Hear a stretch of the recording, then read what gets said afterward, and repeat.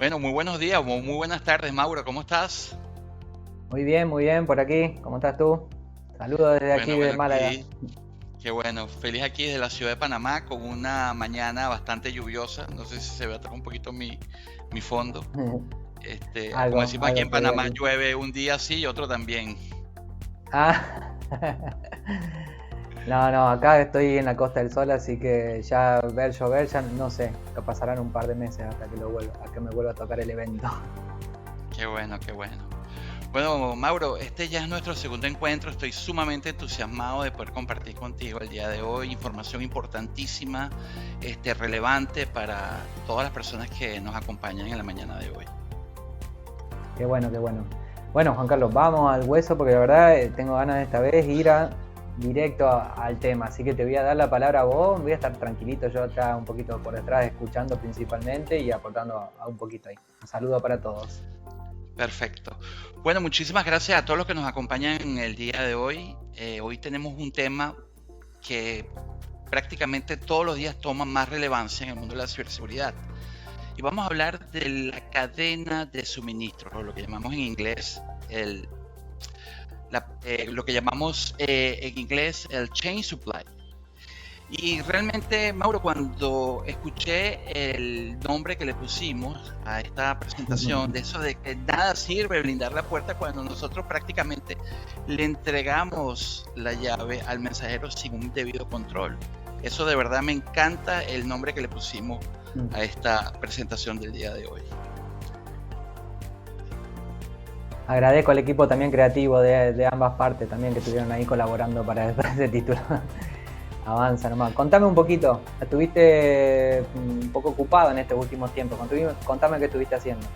Bueno, fíjate, tuve el gran honor, tuve la semana antepasada, estuve en Carolina del Norte, en la Universidad de Duke, donde tuve el honor de participar en el programa completo ejecutivo de ciberseguridad para CISOs. Y te puedo asegurar que los tres temas que fueron tocados de una u otra forma en todas las sesiones fueron, escucha bien esto, Mauro. Primero, por supuesto, tenían que hablar de inteligencia artificial y su Sí, impacto sí. en la ciberseguridad como ese espada de dos filos. Eso sí, yo creo que ahora está en todos lados. También hablaron un poco de la ciberresiliencia y ese aumento de notoriedad que está tomando y la importancia que por supuesto tiene en estos tiempos. Pero Mauro, el tema que más fue tocado entre esos dos es el tema de supply chain, la cadena de suministro, que es el tema que por supuesto vamos a abordar el día de hoy. Me parece que sí, creo que ya hay suficiente evidencia como para que se dé, pero bueno, yo creo que lo mejor es ir al impacto, saber por qué, ¿no? Estamos hablando de este tema, así que si querés comentarnos un poquito qué es lo que pudieron ver ahí y bueno, qué es lo que también vemos nosotros, los que no hemos ido ahí, no hemos tenido esa experiencia, pero que también lo vemos en el día a día. Bueno, sí, lo primero que quiero comentarte, Mauro, es que los números hablan por sí solos. Estamos hablando de que hay un 35.5 de todas las brechas. Escucha bien este número, Mauro, porque esto de verdad es impactante. El 35.5% de todas las brechas en el 2024 estuvieron vinculadas a acceso de terceros. Esto es un incremento de más del 6% con respecto al 2023. Las brechas impulsadas, escucha esto, por ransomware involucrados de terceros está presente en el más del 41% de los casos. Y yo no sé si tú has tenido la oportunidad de revisar, hay un informe que hace la gente de Verizon, que es el famoso DBIR, el Data Breach Inform Sí. Report. Ellos hablan, estos números también son bastante alarmantes, que la cifra de brechas atribuidas exclusivamente al tema de cadena de suministro pasó del 2023, que estaba en 15%, al 2024 a un 30%. Eso es prácticamente un aumento del 100% de lo que está ocurriendo con la cadena de suministro. Y otro número también alarmante es que adicionalmente ese 81% de incidentes se basaron en intrusiones de sistema. Por supuesto, involucraba el ransomware, el phishing, robo de credenciales, explotación de vulnerabilidades, entre otros. Por eso es que este tema es sumamente importante y es lo que vamos a conversar el día de hoy. Sí, escúchame, pero o sea, son números relevantes, no estamos hablando de algo marginal, ya estamos hablando de algo que en cualquier agenda de un CISO tiene que estar. No estamos hablando de algo que, bueno, que una amenaza. Bueno, nosotros venimos de ciberseguridad cuando se llamaba seguridad informática, cuando nos tachaban de paranoicos, que todavía no quita que no lo seamos, pero digo, nosotros avisamos de lo que está, de lo que viene y lo que vendrá, ¿no? Y esto acá ya está, es un presente, ¿no? Por lo que me está diciendo, y creciendo rápidamente, ¿no? De 2023 a 2024, así que cuando tiren los valores para este 2025, dudamos de que eso cambie la situación. Claro, y eso así muy bien como lo menciona, el hecho es que simplemente se haya aumentado en ese porcentaje tan amplio, ya estamos hablando del 30% de todas las brechas, como bien menciona, ya ese es un vector estructural y crítico. Y por supuesto ya no estamos hablando de riesgos marginales, Mauro, ya estamos hablando de una verdadera brecha, ese nuevo vector de ataque que obviamente los atacantes en su constante evolución están entendiendo y están atacando a la cadena de suministro. Y ahí a modo de ejemplo, no sé si como para que el que es raro que alguien se conecte y no esté un poco al tanto, ¿no? Aprovecho mientras a decirle que bueno, que después sobre el final, Juan Carlos, vas a compartir un archivo, comentale, así ya para que sepan de qué se trata más o menos eso. Sí, al final de la presentación vamos a estar compartiendo un documento que hemos elaborado que le va a servir a ustedes de guía para poder evaluar cuál es esa postura que tienen sus proveedores, las personas que tienen acceso a su información, a su infraestructura, y que de alguna forma ustedes puedan entender cuál es su postura en el tema de la ciberseguridad. Porque el gran problema que estamos presentando ahorita en el tema de la cadena de suministro es que estamos confiando en terceros.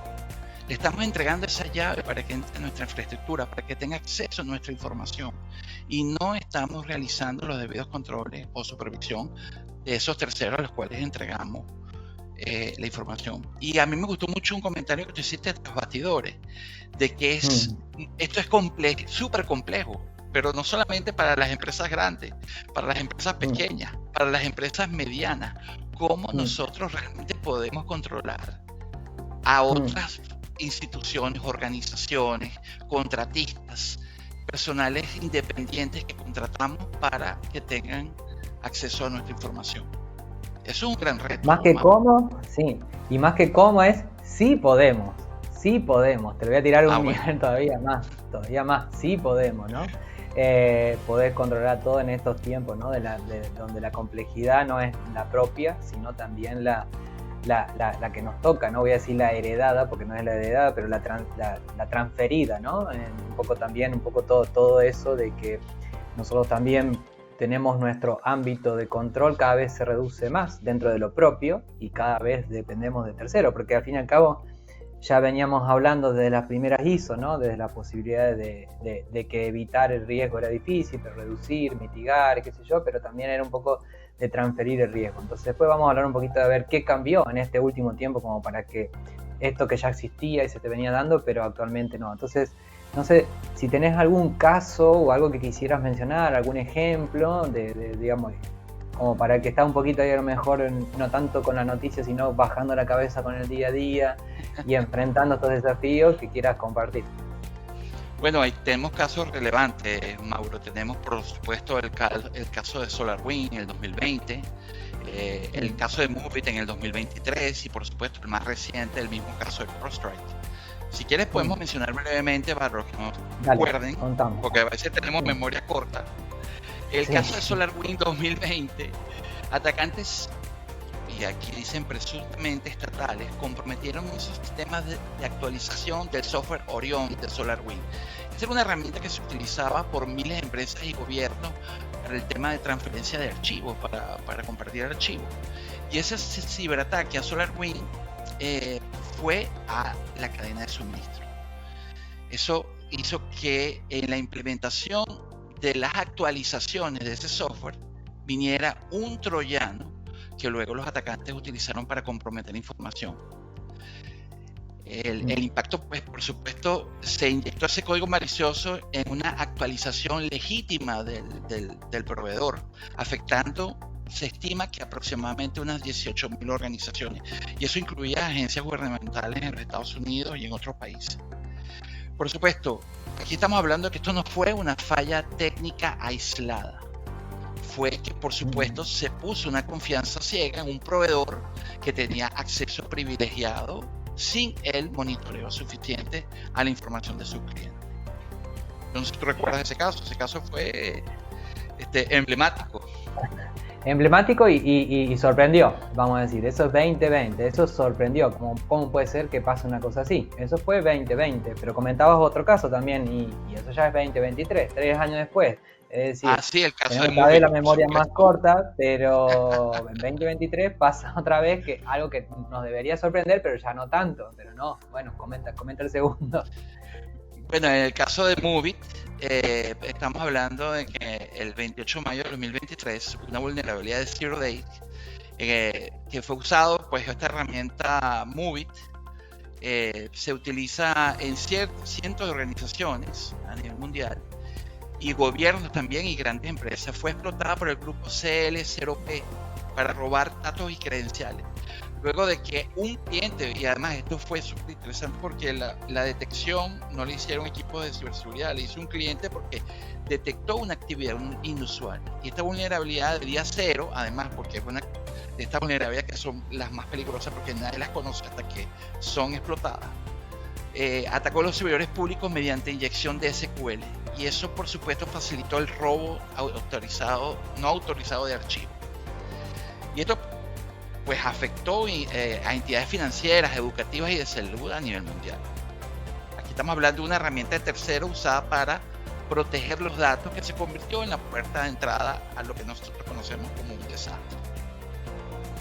Y ahí, en estos dos casos, más allá de la relevancia, la cantidad de organizaciones impactadas, fue gobierno y grandes empresas. El caso de CrowdStrike ya no le pegó a empresas tan grandes o organismos tan grandes, le pegó a diestra y siniestra también, ¿no? En el año pasado ya no fue algo como, vamos a decirlo así, estos son obviamente casos relevantes, pero que una organización chica puede decir, eso a mí, Orion, digamos, entiendo el impacto, Moovit también, entiendo el impacto, pero eso a mí no me pega. Pero el año pasado fue...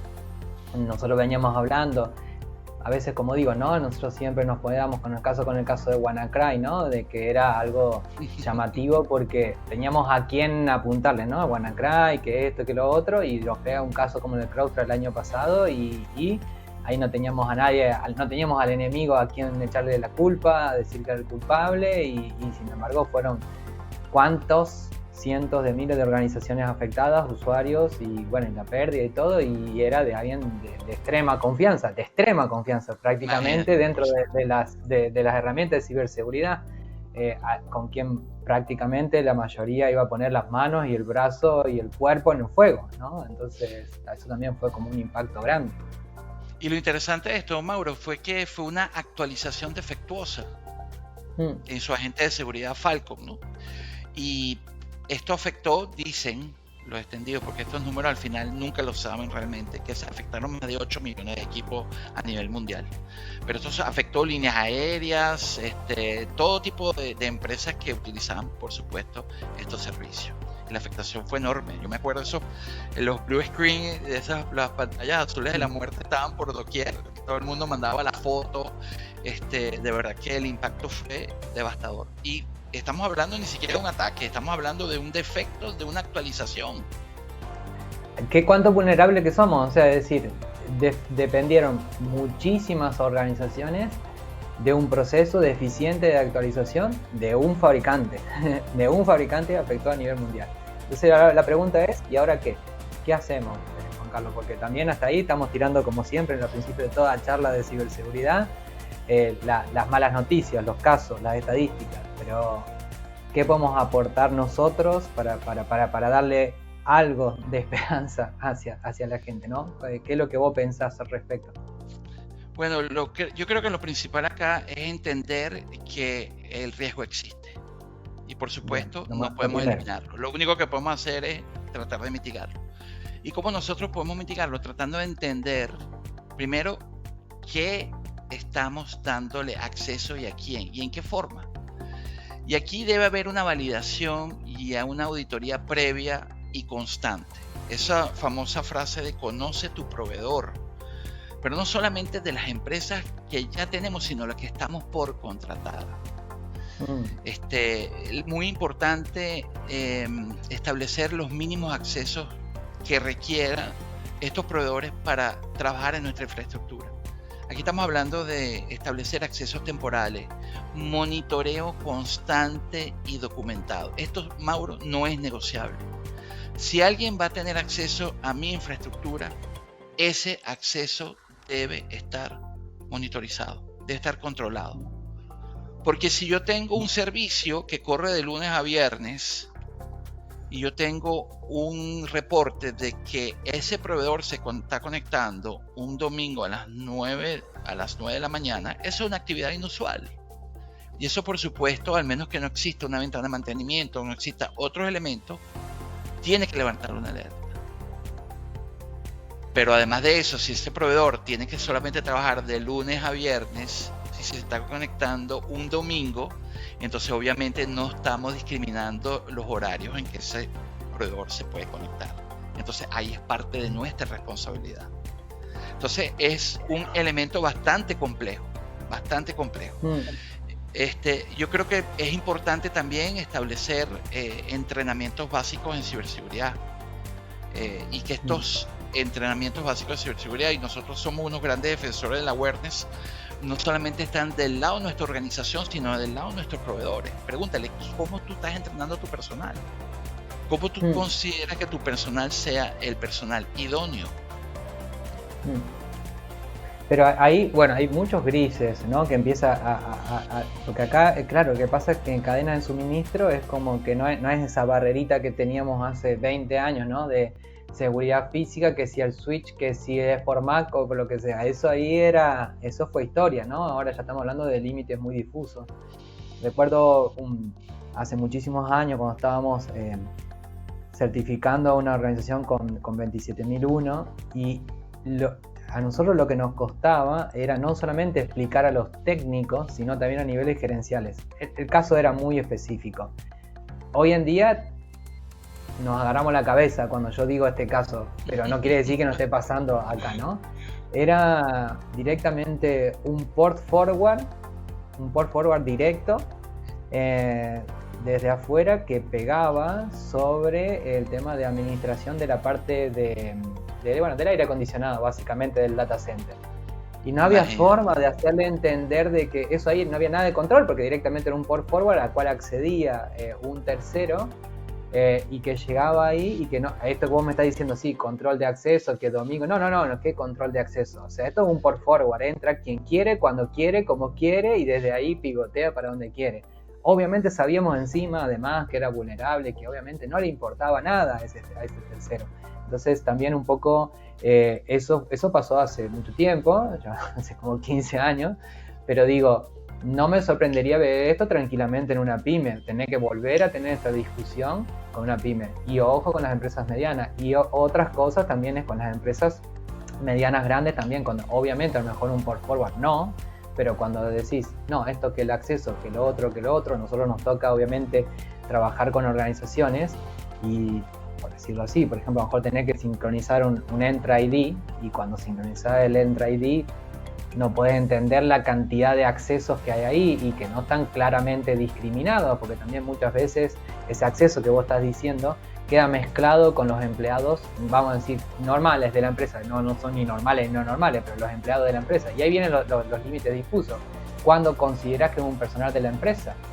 Si con estos días de contratado, el estado de revista de las personas, o sea, de decir que el que está en nómina, el que es empleado directo, y qué pasa con los terceros subcontratados, qué pasa, bueno, ahí un poquito lo que vos mencionás, ¿a quién le llegás con el programa de awareness? ¿Solamente al que está en planta, al que está con nómina, o a todo el que accede a la información? Estamos verdaderamente debería ser todo.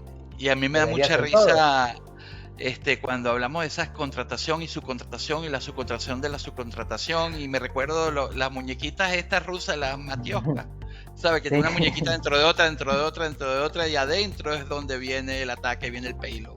Entonces muchas veces las Ahí empresas contratan programadores, ¿ok? Freelance, para trabajar en sus productos, y esos programadores están copiando y pegando códigos que a lo mejor no tienen el debido control. Y muchos de esos códigos, tú lo sabes, traen puertas traseras, traen inyección de código malicioso que puede ser utilizado. Entonces, ¿cómo controlas esa muñequita que está dentro de la otra que está dentro? Porque lo que estás viendo es la grandotota. Estás viendo la muñeca grande, pero allá adentro hay esos otros mundos, son otros animales que están allá adentro. Es muy complejo realmente. Es muy complejo, pero de mínima, ¿cuáles son los controles que en el caso tuyo propondrías que debería haber? Bueno, la primera pregunta que yo le haría a toda nuestra audiencia es cómo nosotros podemos confiar en la ciberseguridad de un proveedor al que nunca le hicimos ninguna evaluación, le hicimos alguna pregunta de su postura o madurez en el tema de la ciberseguridad. Y creo que para eso va a ser bien útil ese documento que vamos a compartir el día de hoy con toda la audiencia, porque ahí hay una guía, eso por supuesto no es una bala de plata, pero es una buena guía donde hay una serie de preguntas, y ese documento inclusive está basado en el marco que en este caso empleamos el NIST 2.0, que incluye la parte de gobernanza. Ustedes pueden utilizarlo para sus organizaciones y ustedes pueden escoger ahí cuáles son las preguntas que ustedes consideran que son más importantes que deben hacerles a su proveedor. Nosotros tenemos que hacer la debida diligencia, tenemos que preguntar cuál es su postura y ahí se van a sorprender. O sea, yo tengo proveedores donde yo les he preguntado si ellos, por ejemplo, tienen un segundo factor de autenticación, me dicen que no en todo su servicio. Y esto es un llamado de atención, no solamente a nosotros, sino que nosotros en conjunto podamos reforzar la ciberseguridad, no solamente la nuestra, sino de las personas que están alrededor de nuestra organización. Entonces, volviendo sobre el tema de los controles mínimos, si tuviéramos que enumerar ahí un numerito, qué sé yo, por ejemplo, te digo, tenés 6 recomendaciones para darle, ¿cuáles son los controles mínimos que le pasarías? Ok. Comenzaría por el tema de validación y auditoría previa, constante, de nuestros proveedores. Muchas veces número 2, solicitud de credenciales o certificaciones de terceros. Aunque esta certificación en general es una imagen, una foto que se le tomó a la organización en un momento. Pero obviamente para cumplir con esas certificaciones y pasar por esa certificación con un ente certificador, nos da algún tipo de tranquilidad de que por lo menos la organización está haciendo lo que debe hacer para tener esa certificación. Sí, es mejor que no tenerlas, ¿bien? Por supuesto. Y mencionaste algo de los accesos, ¿no? También como un segundo punto. Accesos temporales y controlados solamente en las ventanas de trabajo donde este proveedor tenga que tener acceso. Y todos los accesos a terceros deben estar monitorizados y documentados de alguna forma. Muchas veces pasan cosas tan increíbles como que se le da de baja un proveedor y los accesos se mantienen ahí, igual que a los usuarios. Y de repente se vienen las auditorías y te dicen, vienen las auditorías y te dicen, mira, este señor tiene 2 años que se fue a la organización y todavía tiene un usuario disponible en el Active Directory con calidad de administrador y con las mismas credenciales de hace 2 años. Eso pasa con los proveedores también. Los proveedores se le vencen los contratos, pero no se le vencen los accesos. Entonces, hay también formas de ponerles tiempo de caducidad a esos accesos también y que no se mantengan for secula seculorum. O sea, que tengan control sobre el acceso a nuestra infraestructura y nuestra información. Evaluación periódica de cumplimiento. Esto que comentamos anteriormente, ese cuestionario de la postura de ciberseguridad para terceros. Y una cosa importantísima, Mauro, exigir a nuestros proveedores también de alguna forma, y a lo mejor la palabra exigir suena un poco fuerte, que se realicen entrenamientos básicos de ciberseguridad y awareness en su personal. Y por supuesto incluyendo simulaciones de phishing. Eso yo creo que es importantísimo, porque si se compromete un equipo de un proveedor, imagínate un contador que tú tienes dentro de tu organización y es un tercero, y ese contador se presenta en tu organización con un USB comprometido donde trae los balances. Eso es cadena de suministro, pero al nivel más bajo y más reactivo y más peligroso que puede existir. Te lo combino con un infostealer puesto en un equipo de alguien que tiene acceso a alguno de nuestros sistemas, en este caso contador, que a lo mejor tiene acceso a nuestro sistema contable. Ya está, él tiene el infostealer, tiene acceso también a la información que él puede acceder dentro de nuestra organización. Así de simple, ni siquiera físicamente a nivel de USB. Ya está, lo tiene en su equipo, está infectado. Un keylogger, imagínate un simple keylogger que esté mandando lo que la persona esté tipeando a un adversario, por ejemplo. Imagínate lo delicado que puede ser eso. Entonces, Mauro, yo creo que aquí lo importante y la reflexión que nosotros le traemos el día de hoy a nuestra audiencia es: no se puede externalizar el riesgo. Lo podemos compartir, inclusive lo podemos grabar. Entonces, ¿a quién le estamos dando las llaves? O sea, yo no creo que nadie le dé las llaves de su casa a alguien sin pedirle por lo menos un DNI o pedir algún tipo de recomendación o algo. O sea, no viene cualquier extraño y tú le entregas las llaves de tu casa para que entre, sin ningún tipo de control. Entonces los controles tienen que estar presentes, siempre. Bien. Hablamos también, Mauro, tú lo sabes, lo hemos comentado, que el riesgo humano no se terceriza, solo lo podemos gestionar desde adentro. Eso, yo crees que lo hemos hablado millones de veces y eso debe ser así siempre. Sí.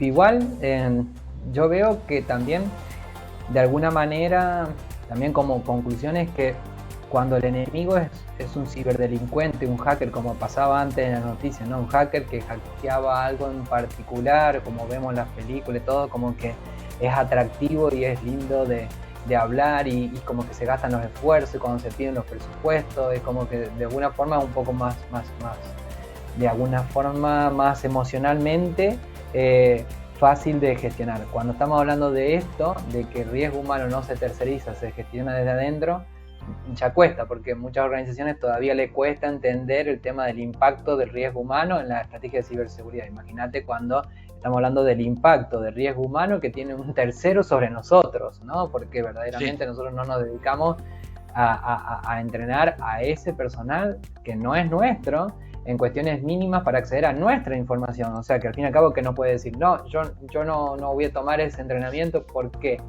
vos estás accediendo a información que es nuestra, no estás accediendo a información solamente de tu organización, por lo cual, aquí si querés acceder, nosotros tenemos el derecho a poder poner algunos mínimos, ¿no?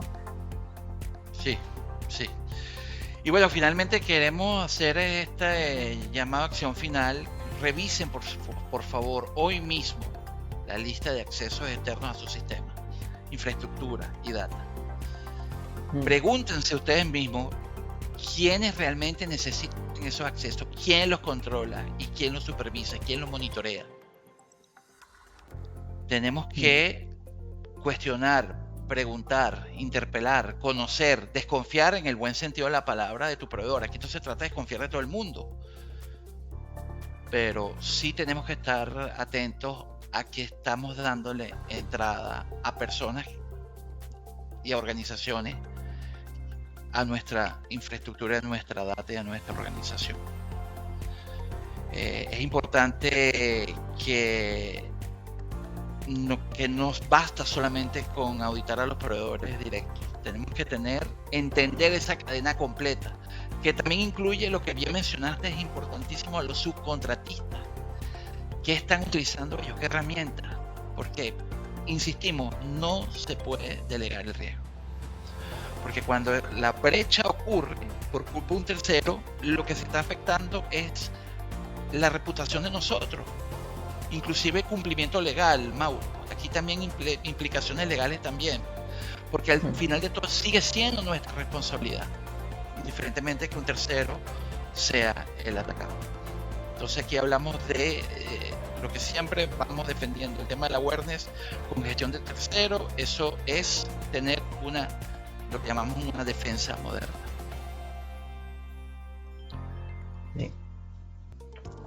Y ahí un poco también nosotros venimos un poquito aquí y un poco el webinar está en una serie, ¿no es cierto?, de verdades incómodas y vos hablabas de desconfiar, ¿no? Pero también yo voy a tomar una palabra de que dijo algún colega, ahora ya exactamente no recuerdo, sí recuerdo que era aquí de España, un catalán, y que un poco decía de ser un adolescente tecnológico, ¿no? Vos estás hablando de desconfiar y dice, pero ¿cómo puede ser? Un tizo, ¿no? Me dice que, al fin y al cabo, dice, tanto nos llenamos que es la ciberseguridad y todo, y después terminamos contratando a organizaciones que poco conocemos y que no se ha hecho evaluaciones de mínima, ¿no?